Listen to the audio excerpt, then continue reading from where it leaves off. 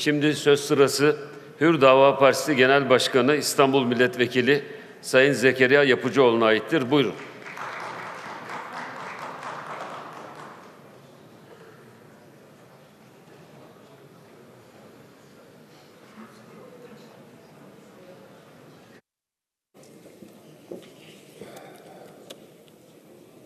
Bismillahirrahmanirrahim. Sayın Başkan, değerli milletvekilleri, genel kurulunuzu saygıyla selamlıyorum. Büyük Millet Meclisi 104 yıl önce payitahtın işgal altında olması nedeniyle Ankara'da tekbirlerle, tehlillerle, dua ve kurbanlarla açıldı. Meclisi kuranlar kurtuluş umudunu özü pırıl pırıl, imanı sapasağlam olan bu millette gördüler. Tam istiklal ve onurlu bir istikbal için milletin bağrına sığınarak Ankara'da toplandılar. Millet onları mahcup etmedi.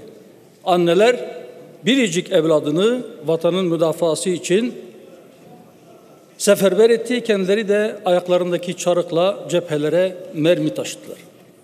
İman bu milleti aynı hedef üzere buluşturmuş. Türk'ü, Kürd'ü, Arap'ı, Laz'ı, Çerkez'i omuz omuza savaşmıştır.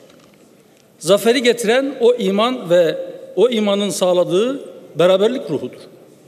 Nitekim Büyük Millet Meclisi'nin ilk açılışındaki fotoğraflar bize bu beraberliği duyurmaktadır. Düşman Antep'te, Urfa'da, Bitlis'te, Polatlı'da durdurulmuş, nihayetinde Anadolu'nun dışına atılmıştır.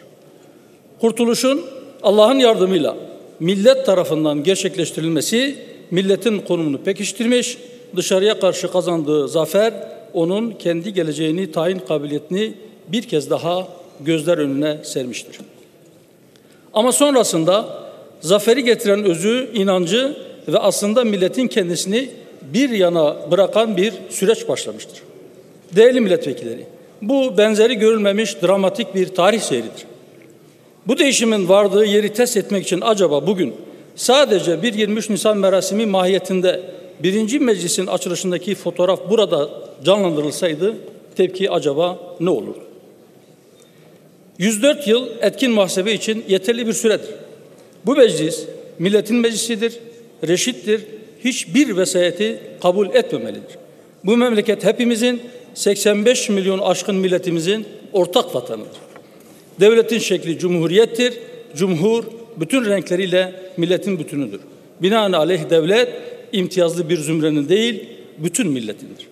Değerli milletvekilleri, dünya bugün postmodern bir istila ile yüz yüzeyken 1789'daki Fransız ihtilalinden kalma sınıflandırmaları bir yana bırakıp beraberliğimizi yeniden tesis etmeliyiz. Bizce farklılıklarımızın samimiyetle kabulü ayrışma nedeni değil, bereketimizdir, güçtür. Çok zamanımız yok. Gazze'deki soykırım, unutmayalım, 1917'de Gazze'de, Kudüs'te durdurulamayan düşman Adana'ya dayandı.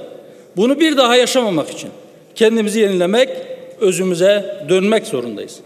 Biz 2 günü bir olan ziyandadır medeniyet anlayışından geliyoruz. Bizi durduran neyse onu iyi tahlil etmeli, millette yeni bir ilerleme bilinci inşa etmeli ve bizi biz yapan değerlerimizi merkeze alan yeni ve adil bir anayasa ile farklılıklarımızın bize güç vermesini, bizi büyük bir istikbale taşımasını sağlamalıyız. Bunu yapabiliriz, yapmalıyız. Bu tarihi bir sorumluluktur.